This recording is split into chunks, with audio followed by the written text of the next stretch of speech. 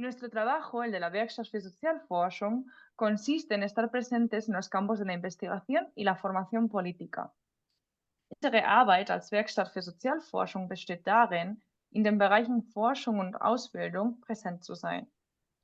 Colaboramos así con asociaciones de distintas comunidades migrantes y otros actores y actrices de la sociedad civil para crear espacios de aprendizaje, compartir experiencias y proporcionar formación y educación. Wir arbeiten somit mit Migrantinnenverbänden und anderen zivilgesellschaftlichen Akteuren zusammen, um Lernräume zu schaffen, Erfahrungen auszutauschen und Schulungen und Fortbildungen anzubieten. Y precisamente estas jornadas en las que están hoy presentes son un ejemplo de ello. Und diese Tagung ist ein klares Beispiel davon. Funcionamos gracias a un equipo de voluntarios y voluntarias, entre los que me encuentro yo, pero también Miguel Montero, quien se encargará hoy de parte de la traducción simultánea de las jornadas, Franco de Ledone, quien moderará estas jornadas, y otras tantas personas más que hoy no están en este Zoom. Wir arbeiten dank eines Teams von Freiwilligen, zu dem ich selbst gehöre, aber auch Miguel Montero, der heute in Teil der Simultanübersetzung verantwortlich sein wird, Franco de Ledone, der die Tagung moderieren wird, und viele, viele andere, die heute nicht anwesend sind. Y con esto vamos a dar comienzo a las jornadas, ahora sí que sí. Muchas gracias a todos y a todas por estar ahí al otro lado de la pantalla. Franco, te doy la palabra. Und damit beginnen wir die Tagung. Ich danke Ihnen allen, dass Sie auf der anderen Seite des Bildschirms sind. Und Franco, jetzt hast du das Wort. Muy bien, Andrea, muchas gracias por esa introducción bilingüe, impresionante. En este momento ya pueden probar el sistema que acaba de explicar Andrea. Yo creo que está bastante claro, pero como dijo ella, cualquier cosa le preguntan. La idea de estas jornadas tienen que ver con el proyecto que estamos desarrollando con la Werkstatt für Sozialforschung, a la cual se adhiere de alguna manera el proyecto de Epidemia Ultra, que tal vez alguien ya lo conozca. Y la idea es, con este proyecto, trabajar la cuestión de la ultraderecha en el poder. Porque tenemos mucho escrito y trabajado e investigado sobre qué dice la ultraderecha, cómo es su discurso, qué ofrece, cuál es su programa, etcétera. También hay bastante investigado y trabajado sobre quiénes los votan, por qué, cuáles son las causas de esto. Y en la medida que fue pasando el tiempo, lamentablemente, este tipo de partidos han llegado al poder. Entonces, la pregunta que nos planteamos aquí y con la que queremos profundizar desde una perspectiva de la educación política, que es el trabajo que hace la Werkstatt für Sozialforschung, es tratar de entender qué es lo que hace esa ultraderecha cuando tiene el poder, a quienes afectan sus decisiones, a quienes no, cuáles son sus objetivos y demás. Por eso avanzamos con una investigación que tiene una investigación y un proyecto que está financiado por la Landeszentrale für politische Bildung de Berlín. Trabajamos durante todo este año y pusimos el foco particularmente en una comunidad autónoma de España, que sería el equivalente a un Bundesland en Alemania o a una provincia en Argentina, una región, etcétera, que se llama Castilla y León y que es un lugar donde hasta hace pocos meses gobernaba la ultraderecha o cogobernaba la ultraderecha, ¿no? Entonces, nuestro objetivo fue usar ese caso como ejemplo para desarrollar una matriz de análisis y poder identificar y clasificar las acciones de gobierno y lo que le decía recién sobre a quienes afecta. Entrevistamos a expertos y expertas del mundo académico, de ONGs, de los sindicatos, del periodismo. Hicimos una visión bastante amplia. De eso surgió un paper que va a publicarse dentro de unos días y estas jornadas que estamos ahora. Por eso armamos estas jornadas, se inscribieron 150 personas, me acaban de confirmar, porque pensaba que era 140, así que subió, de muchos países, de Europa, de Latinoamérica, y hemos convocado a diferentes expertas para que nos ayuden a entender este tema. Y la primera persona que acá tienen presente junto a mí, o debajo de mí, o sobre mí, no sé en qué lugar está ahí del Zoom, es Ruth Ferrero. Primero, ella es profesora de la Universidad Complutense de Madrid, es investigadora senior en el Instituto Complutense de Estudios Internacionales, De hecho, la conocí hace un par de años trabajando justamente con el podcast Epidemia Ultra. Ella me ayudó mucho con el caso de Polonia y de Hungría en su momento, porque también, entre otras cosas, experta en la cuestión del espacio postsoviético.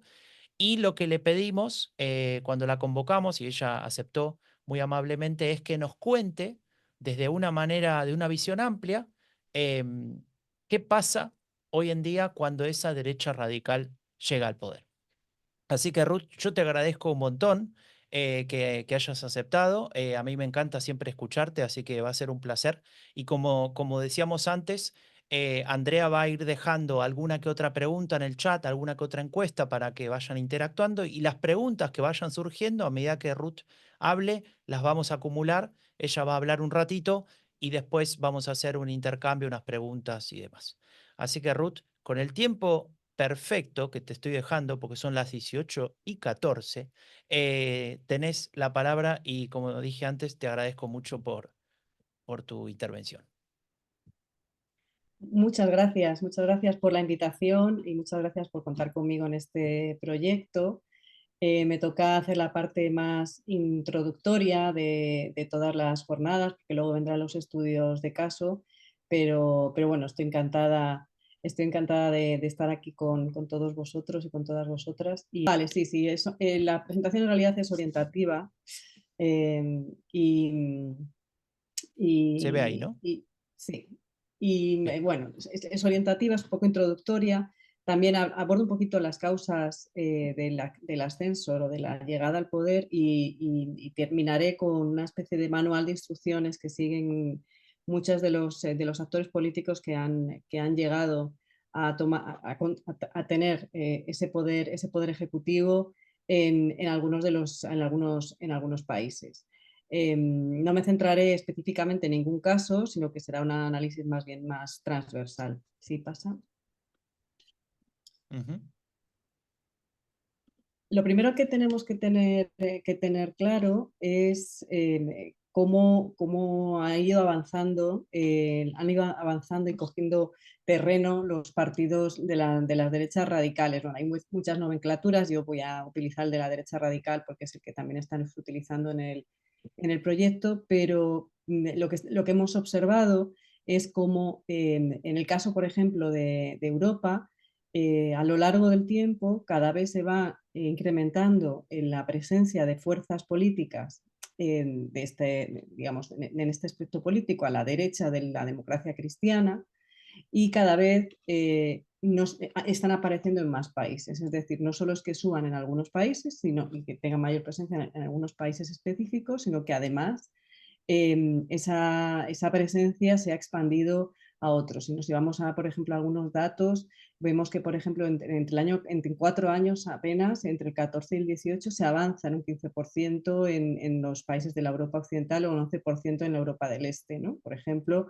eso es muy significativo. Después de la pandemia también hemos visto un incremento de esa presencia de estas fuerzas pueden ser consideradas imparcialmente antisistema porque y también son de derecha radical populista, si queréis. Otra de las cuestiones que observamos es que van incrementando su peso específico en función de las crisis, ¿no? En este contexto de policrisis en el que transitamos, en el que llevamos transitando ya algunos años, vemos que cada vez que tiene lugar una crisis, se va reforzando, digamos, la posición de estas fuerzas políticas. Y esto es, en gran medida se debe a la ausencia de una respuesta contundente a esas crisis por parte de los partidos mainstream. Y esto se ve de forma muy clara en muchos países europeos, pero no solo. Lo hemos visto recientemente también en el caso de Estados Unidos o de Argentina, ¿no? En el caso europeo es bastante claro, ¿no? Vemos que los regímenes parlamentarios consiguen frenar parcialmente la llegada de estas fuerzas políticas a los poderes ejecutivos, precisamente porque normalmente son sistemas mucho más pluralistas que los regímenes presidenciales, pero con todo y con eso vemos que hay un avance muy significativo en muchos países en los cuales estos partidos consiguen alcanzar en torno entre el 10 y el 15%. Ahora, por ejemplo, en Alemania están rondando el 17% de cara a las elecciones parlamentarias del próximo febrero. Y lo que observamos también es que es verdad que en aquellos países, como por ejemplo el caso de Francia, se ha conseguido con el sistema semipresidencial parar la llegada a puestos institucionales de poder de esas fuerzas políticas, como por ejemplo el partido de Marine Le Pen, pero lo que sí que vemos es que el peso específico de esa fuerza política cada vez es mayor y la cuestión es hasta cuándo se va a ser capaz de frenar, digamos, ese avance.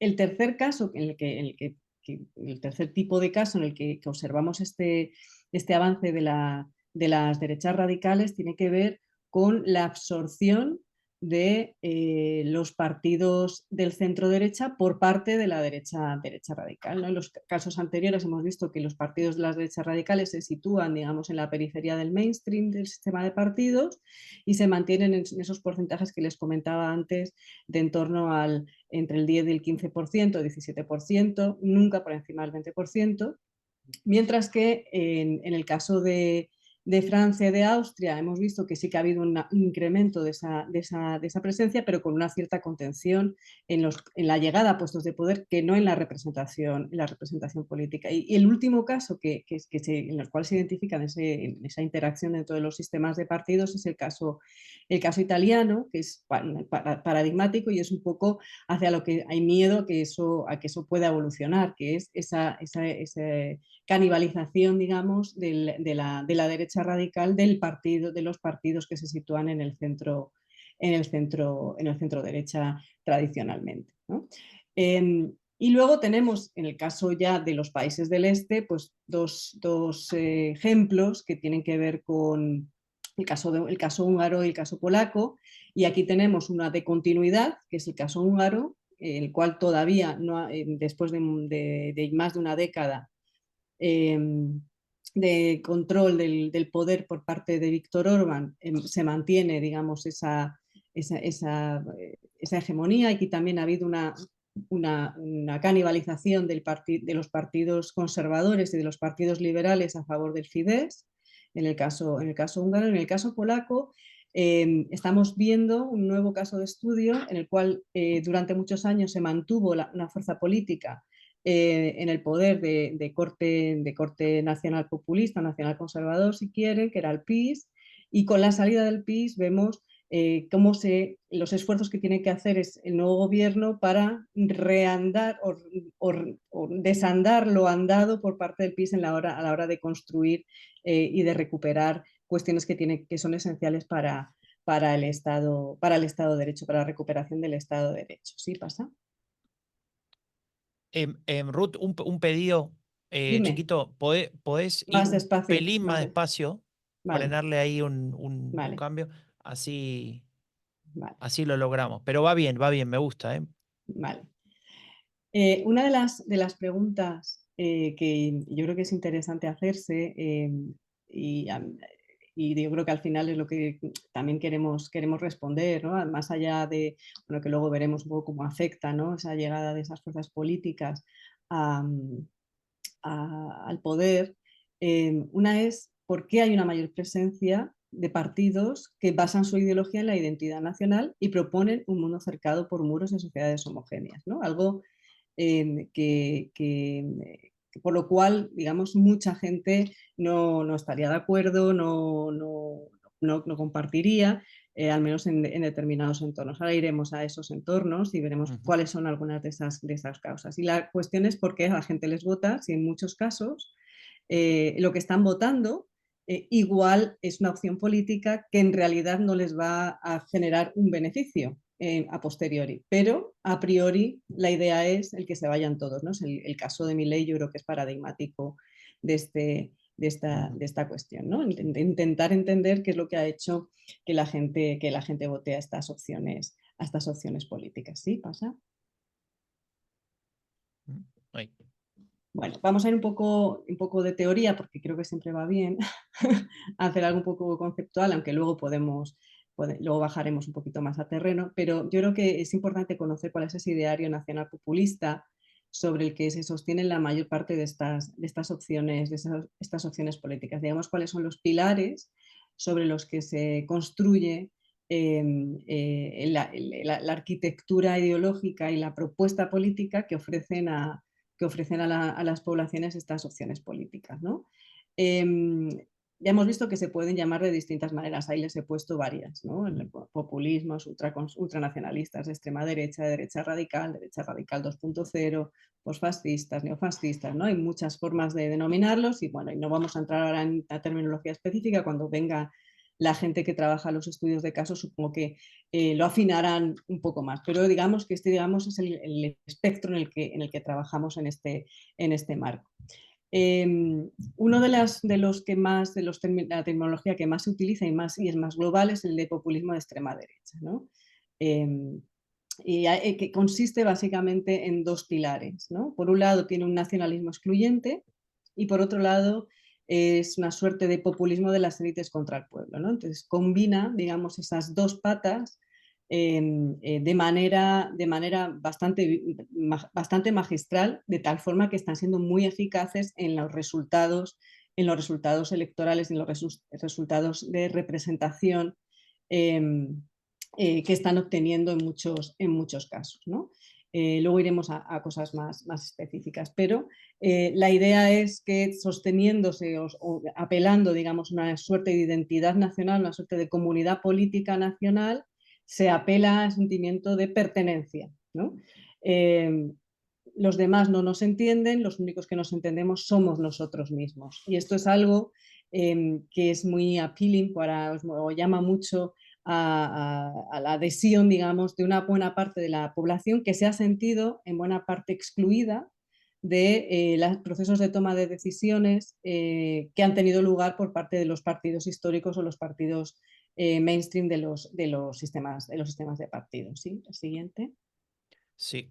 Ruth, te pido de vuelta. Vamos a Haznos meterle, despacio. si podés, un poquito más despacio, porfa. Dale, Vale. muchas gracias. Es que si no me da tiempo. No, bueno, mejor que nos pasemos, pero que se entienda, no importa. Vale. Vos tranquila. Vale. Bueno, las características que encontramos en prácticamente todas estas propuestas políticas se sostienen sobre 4 ejes fundamentales, ¿no?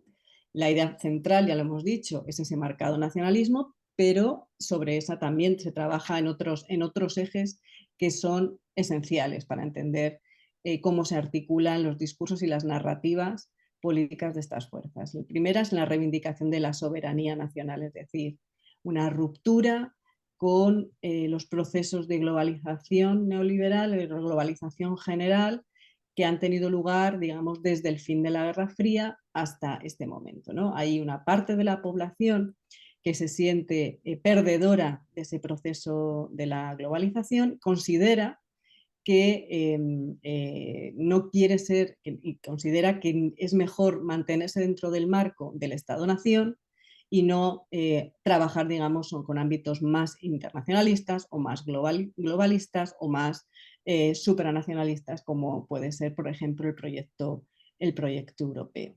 Hay una crítica, además, en este marco, al multilateralismo. El multilateralismo ha sido, digamos, la manera de gobernanza global que emana, digamos, de esa globalización y que ha sido muy impulsada pues, por los grandes ganadores de ese proceso de globalización.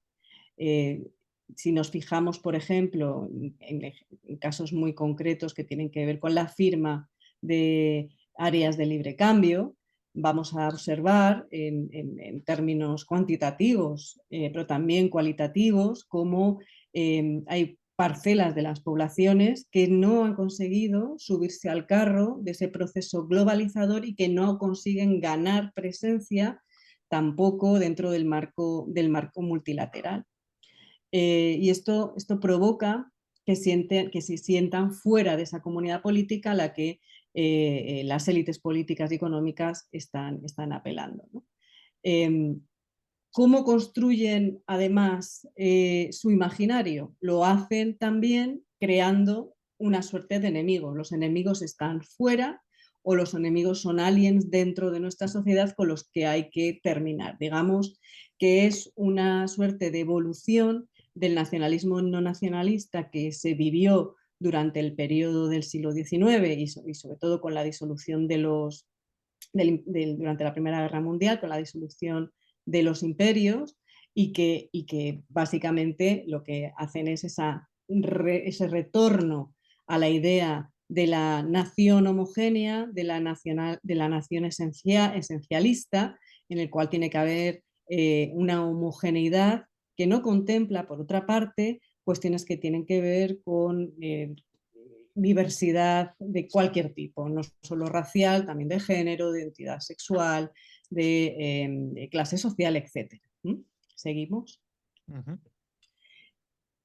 Pero a estos 4 bloques, a estos 4 pilares, hay 2 cuestiones que les diferencian de manera fundamental de otras propuestas no nacionales o no populistas que podemos identificar a lo largo de la historia. Y esos dos elementos diferenciadores son, por un lado, el papel de las nuevas tecnologías y, por otro lado, la capacidad que, gracias a esas nuevas tecnologías y a ese proceso globalizador que critican, les permite tener una mayor conectividad con sus pares a nivel internacional, pero también con la ciudadanía, a través de esa movilización de emociones que vemos a través de las redes sociales y que trabajan también de manera magistral, ¿no? En el caso de España, por ejemplo, se ha visto que la fuerza política que mejor opera en términos de redes sociales y de llegar a captar y a cooptar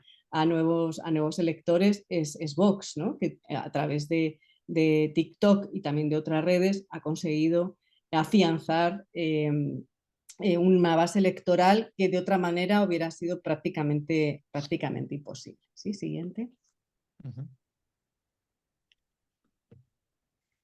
Decía antes que una de las claves nos la da la cuestión de la globalización. ¿Quiénes se consideran los perdedores de esa globalización y por qué pelean contra los ganadores de esa globalización, ¿no? Es una suerte de lucha de clases, pero sin clases, ¿no?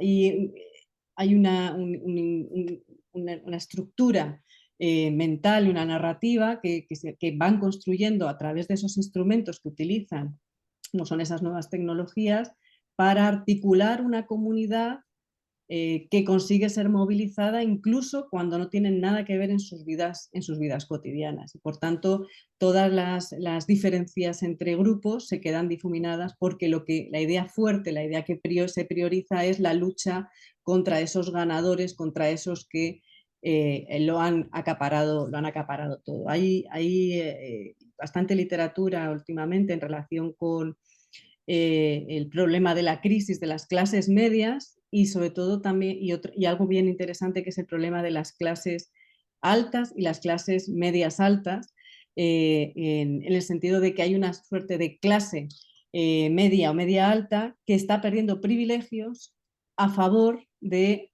otras que son más internacionales, que están más globalizadas y que han conseguido hacerse con parte de esa cuota de poder. Y esa resistencia a perder cuota de poder por parte de algunas élites también se ve subsumida, digamos, en esta comunidad política que ataca, digamos, ese proceso de globalización. La cuestión aquí es cómo se canaliza a través de qué actores y cómo consiguen llegar al poder esos actores a través de lo que se denomina pues, ese voto de protesta, voto antisistema, más contestatario, etc. ¿no? Las causas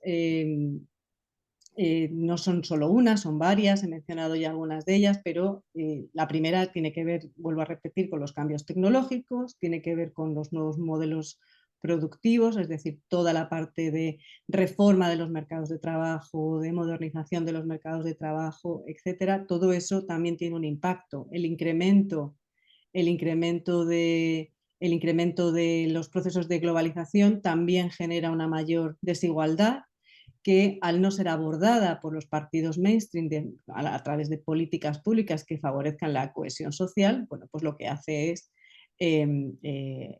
generar, digamos, ese voto de protesta que finalmente le termina dando un mayor peso específico a esas fuerzas políticas. Y luego, por último, el descrédito de la política, el no recibir, ¿no? Una de las razones de ser de los mediadores en la política, de los actores de intermediación, que son los partidos políticos, entre otros, es el ser capaces de dar soluciones a las poblaciones de tal manera que puedan ver solventados algunos de los problemas y las cuestiones que tienen puestas encima de la mesa y que están reclamando a esa clase política. Si la clase política no es capaz de dar respuesta a esos problemas, automáticamente la ciudadanía va a buscar otros actores políticos que les permitan dar esa batalla. Una de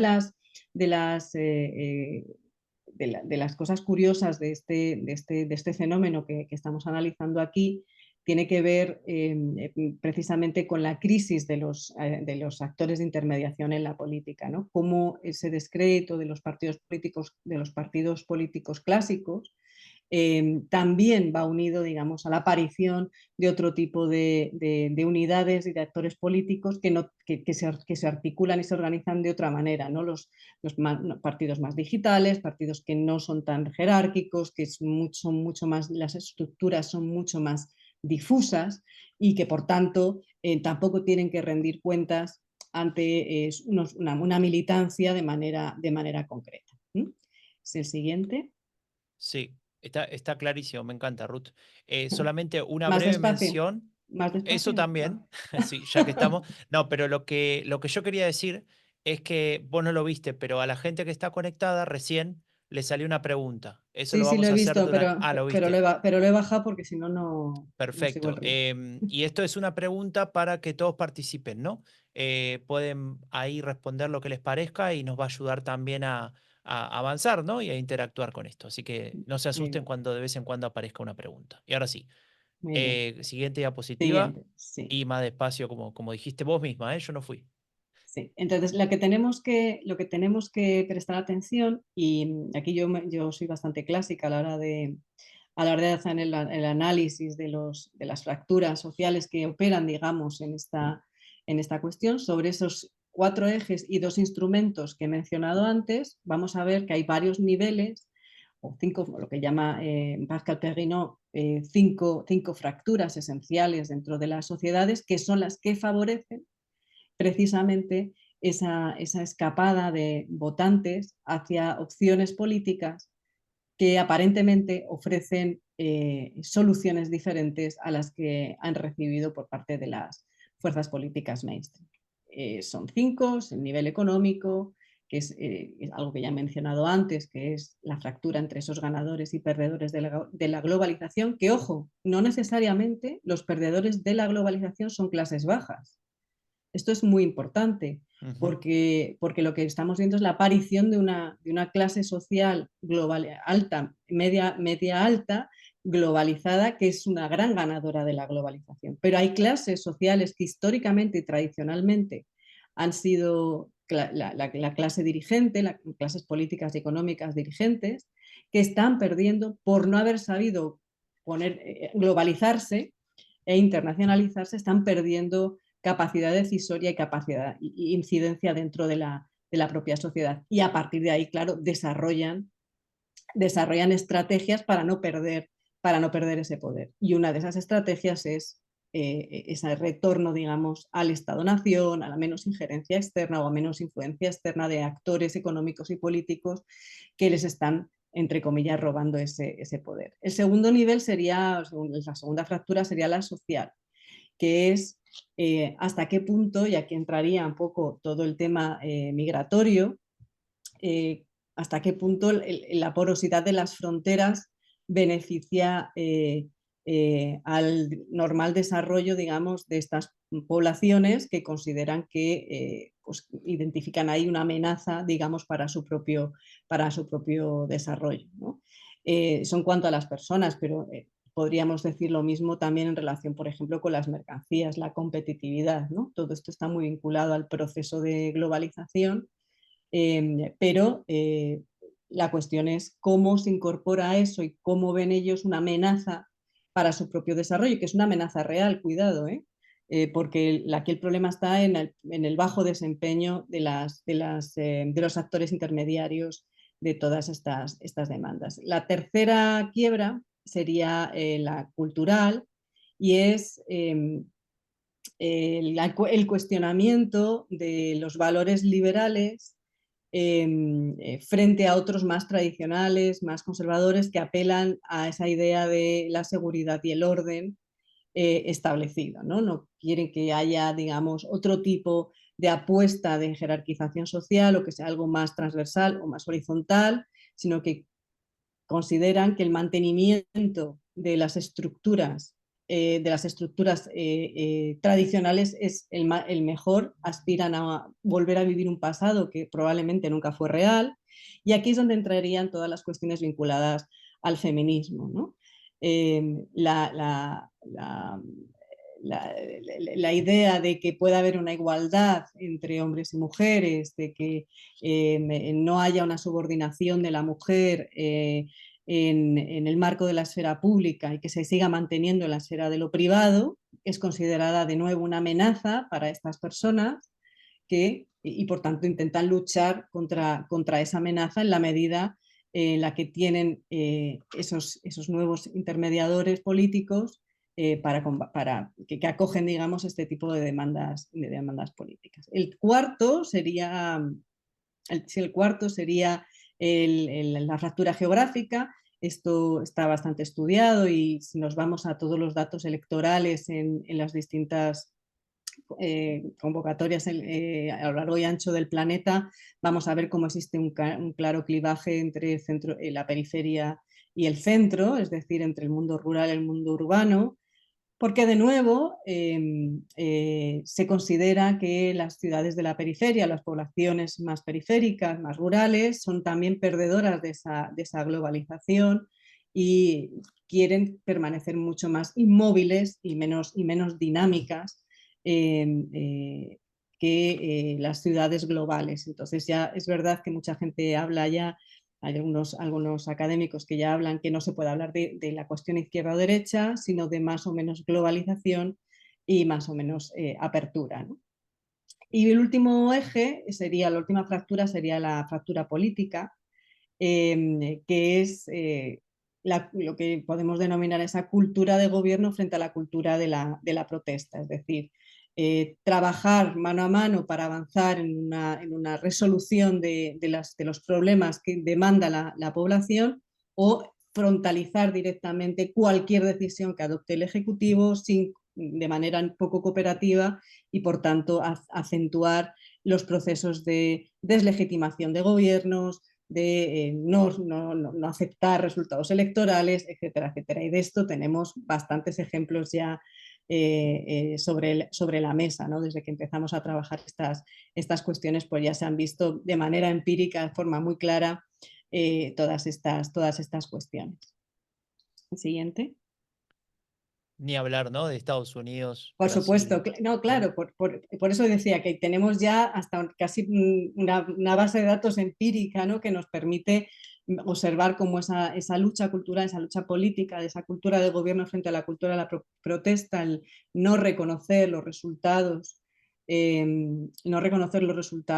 electorales, por ejemplo, o no cooperar para avanzar, digamos, en la prosperidad del país, pues también forma parte de esa quiebra que además observamos de manera diaria diría en todos los países de América y también de Europa, ¿no? Que es quizás lo que mejor conozco yo, ¿no? Sí, el siguiente. Paso. Con esas cinco quiebras vemos que se articulan, digamos, unas narrativas y unos discursos que lo que hacen es trabajar y operar para hacer una quiebra de la esfera pública, ¿no? Entonces hay una dinámica que es bastante lineal y que podemos observar en varios casos, que es primero poner en marcha una polarización del discurso político y hacerlo a través de esos nuevos espacios comunicativos y mediáticos, ¿no?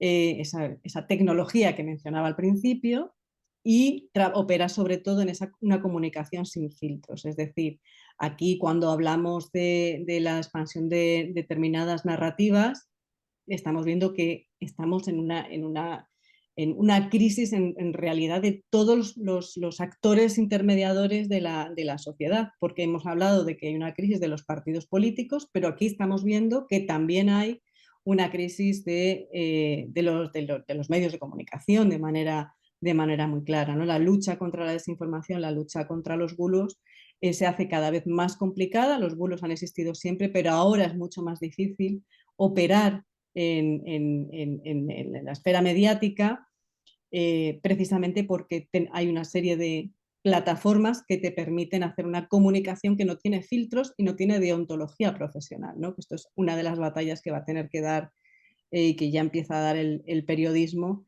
de manera clara, ¿no? Esa crisis de intermediación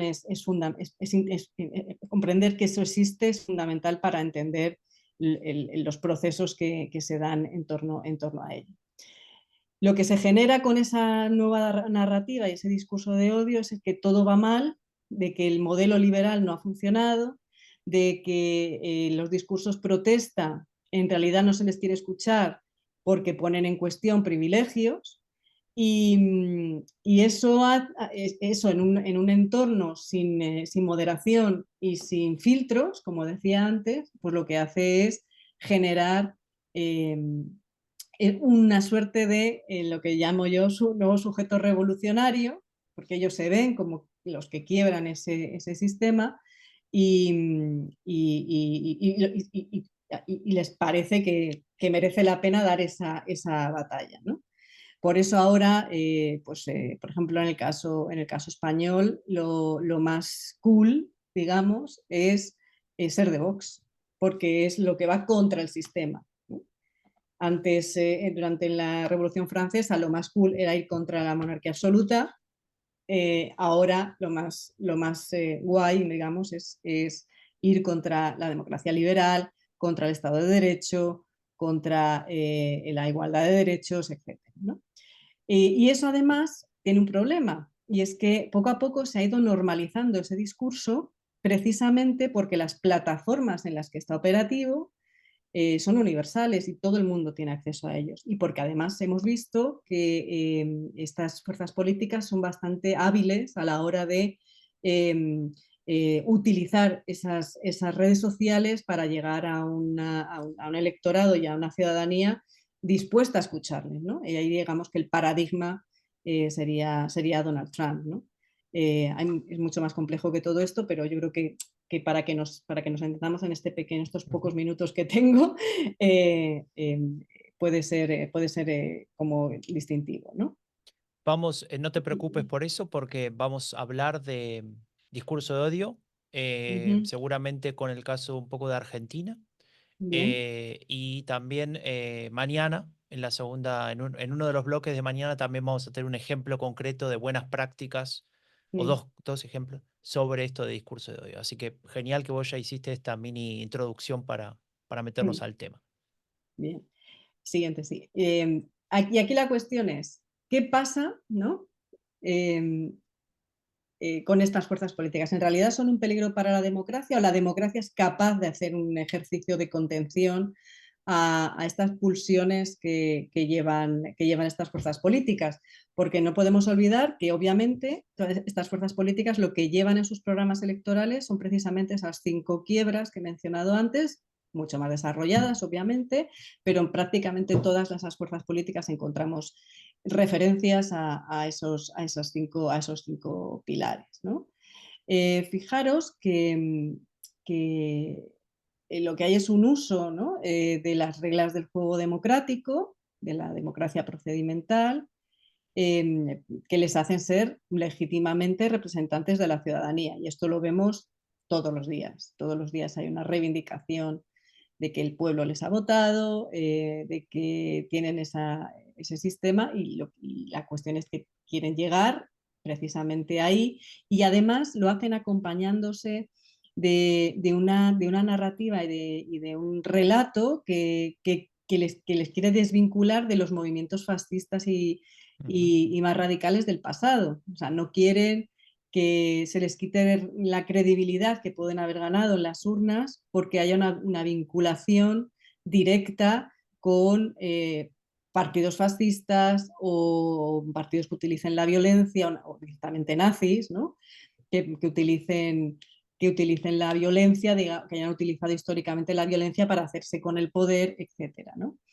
Y esto lo vemos de manera muy clara en varios líderes y en varias fuerzas políticas europeas, que son las que más, digamos, lazos históricos pueden tener con esa historia anterior, ¿no? Era el ejemplo de Alternativa por Alemania para mí es bien interesante, ¿no? Porque se prohibió dentro de ese marco que sus votantes participaran en actos del partido islamófobo Pégida, ¿no? Es decir, intentaban separar para ganar una mayor legitimidad frente al electorado, se intentaban separar de posiciones políticas todavía más extremas, porque en un alarde de inteligencia política se dieron cuenta de que utilizando la violencia o por la vía más violenta no iban a ser capaces de alcanzar a un mayor número de personas. Y ahí también podemos incluir a Marine Le Pen, que también ha hecho esfuerzos denostados para que no se la vinculara, ¿no? con el discurso previo realizado por su padre en el partido, porque lo que ella quería es avanzar en un proceso de normalización de su propuesta política y que fuera una propuesta que no diera miedo a la gente, apelando a cuestiones de memoria colectiva y de memoria histórica que podía generar rechazo por parte de potenciales votantes de su opción política. Yo creo que estos dos casos... Sí. Perdón la interrupción, pero nos cuentan acá en el chat, por ejemplo, Sí. Liliana, que Sí. como ejemplo, y de paso lo vamos a hablar después, en Argentina hay una cierta reivindicación de la dictadura, ¿no? Por ejemplo, ¿no? Esto de y entonces entra como ahí un poco en contradicción esa idea de despegarse, porque a veces puede resultar atractiva por lo que decías antes, ¿no? De no ser el mainstream o de no ser lo que opinan todos, ¿no? Y demás. Ya, eso tendríamos que verlo caso a caso también, ¿no? Porque es Sí. verdad que, por ejemplo, es verdad que lo vimos en momentos puntuales, en el caso de Alternativa por Alemania, lo hemos visto de manera muy clara en el caso de Marine Le Pen. El caso argentino yo no lo conozco en profundidad. Pero, por ejemplo, ¿qué pensás de Meloni? Eso te iba a decir, a eso iba. En el caso viste, de Italia, en el caso de Italia ha habido una reivindicación de su pasado hasta que ha tocado institucionalidad. Bien, En el momento en el que ha tocado institucionalidad, comienza a despegarse discursivamente de lo que la pueda atar a ese pasado más fascista, más neofascista del que procede ella, ¿no? Y se ve de manera muy clara. Cuando se supera la barrera del 20% en sistemas parlamentarios, estas fuerzas políticas comienzan a rebajar la intensidad de algunos de sus argumentos y empiezan a intentar, en este caso, ¿no? En el caso que estamos viendo ahora, de separar argumentos que les puedan unir a propuestas políticas que puedan generar cierto rechazo por parte de la ciudadanía, precisamente vinculadas a cuestiones de memoria histórica. Pasamos, ¿no? El caso de Milei yo creo que es bastante específico, que se están poniendo aquí cuestiones, ¿no? Sí, ahora vamos a ir con, no se preocupen, lo de Milei es mi culpa que lo metí, pero era interesante mencionarlo. Sí. Ahora, después de Ruth, tenemos la mesa de 3 y uno de los casos es Milei, así que no se preocupen que lo vamos a tocar. Muy bien. La siguiente, sí, ya vamos terminando. Bueno, la cuestión aquí es dónde está el mayor peligro, ¿no? Si os fijáis, no es por hacer boicot a la propia temática de la propuesta, pero realmente el peligro tiene que ver en mi opinión, tiene que ver con el efecto contagio que puede tener el discurso y la agenda política de estas fuerzas que se sitúan en principio en la periferia del sistema de partidos, pero que van ganando peso específico, y es ese secuestro, digamos, de la agenda de los partidos del centro derecha e incluso del centro izquierda. Y esto también es una dinámica que se ha ido observando en distintos casos y que además se ve de manera más acusada a medida que aparecen nuevos casos, ¿no? La manera en que, por ejemplo, se está resolviendo algunas políticas en el marco de la Unión Europea tienen que ver con esa compra de la agenda política propuesta por las fuerzas más radicales, ¿no? Y que en la cual además el centro derecha concretamente se siente cómodo, ¿no? Es como si hubieran tenido una serie de corsés durante muchos años, de tener cuidado de ser, entre comillas, políticamente correctos, y con la llegada de estas fuerzas políticas es como que se les abre una vía para volver en parte a postulados que se consideraban que no tenían razón de ser en un momento político específico, en un contexto político específico. Ahora lo que vemos es que ya hay discursos incluso del centro derecha y en algunos casos del centro izquierda, como es el caso del Partido Socialdemócrata danés, en el cual se habla sin tapujos de cuestiones, o se abordan políticas públicas de manera específica. El caso de la política migratoria es flagrante, pero no es la única, en el cual bueno, pues se abanderan, digamos, una serie de propuestas que no concuerdan con las normas o los postulados de las democracias y del Estado de Derecho, ¿no? Del respeto a los derechos fundamentales. Mira, Ruth, ahí Ya para... vinieron, perdón la interrupción, las Sí, respuestas de sí. la pregunta anterior sobre si considerás que la ultraderecha de tu país consiguió normalizar el discurso. Bastante Ujú, amplio el sí, algunos que no, pero la mayoría es que sí. Los que ujú. hablan alemán, todos que sí. Ajá. Así que genial. Bueno, muchas gracias a todos y a todas los que participan. Perdón, Ruth, por la Sí, interrupción. y ya la última diapositiva, que es un poco el manual de instrucciones,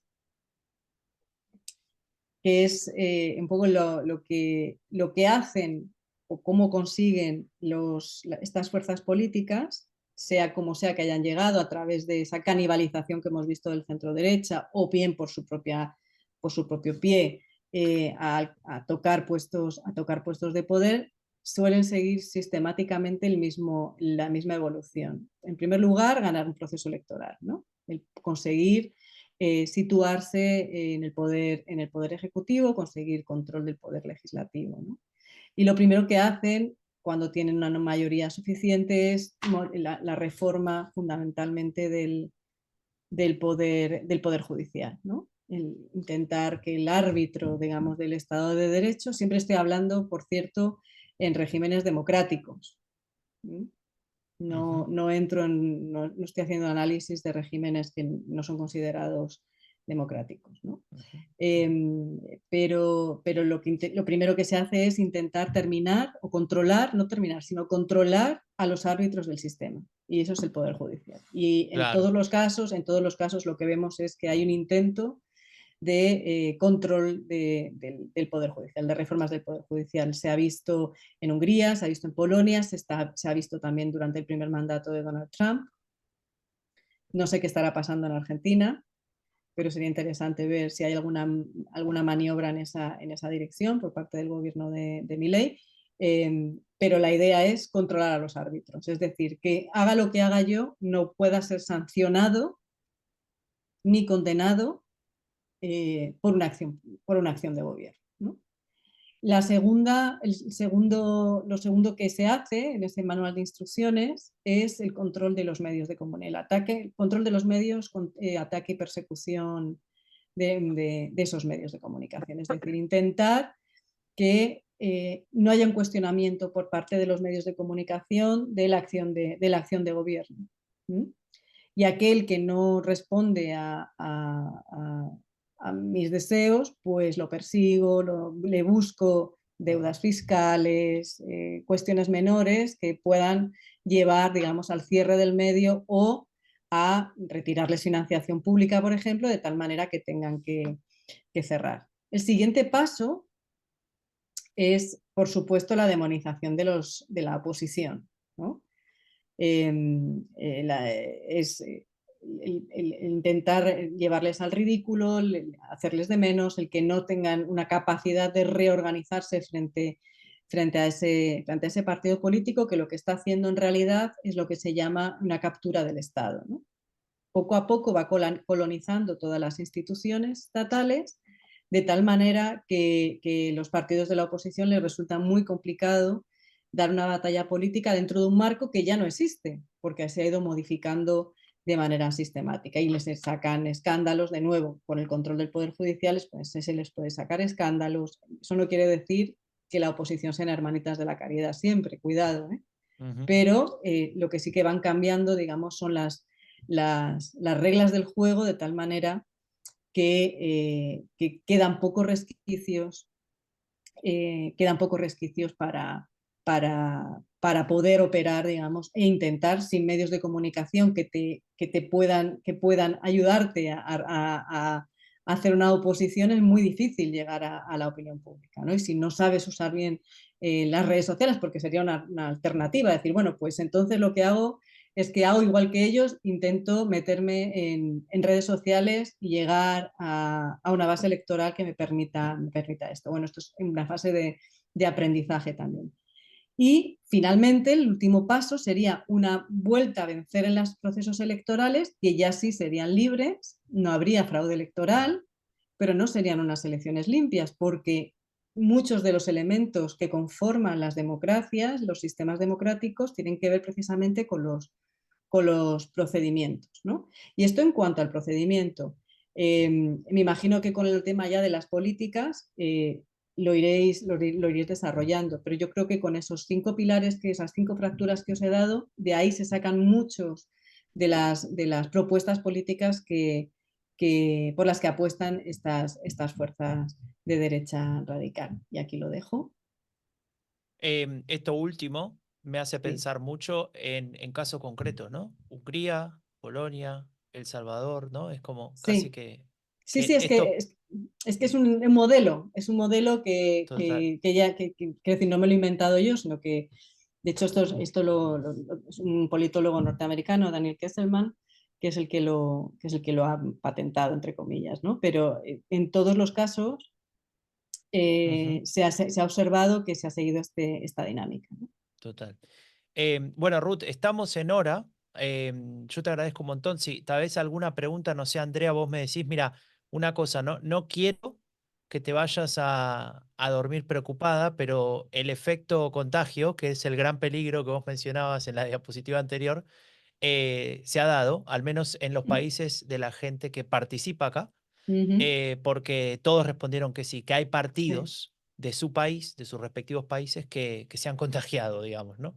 Lo cual, sí. bueno, con algunos matices, ¿no? Me imagino también, pero Sí, bueno. porque no es algo que sea inmediato, sino que es poco a poco. Claro, si estamos, Ujú, es importante ver, quizás no he incidido demasiado, pero es importante ver el porcentaje de voto que va ganando ujú, estos partidos.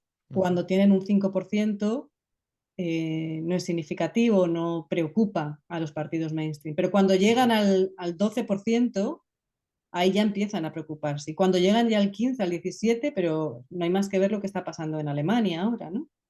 total. Eh, que ha habido una cierta calma hasta que se han sobrepasado unos ciertos umbrales. Y es ahí donde ya los partidos mainstream intentan analizar qué es lo que está sucediendo y por qué se les está desviando el voto hacia esas fuerzas políticas que en principio eran unos outsiders, ¿no?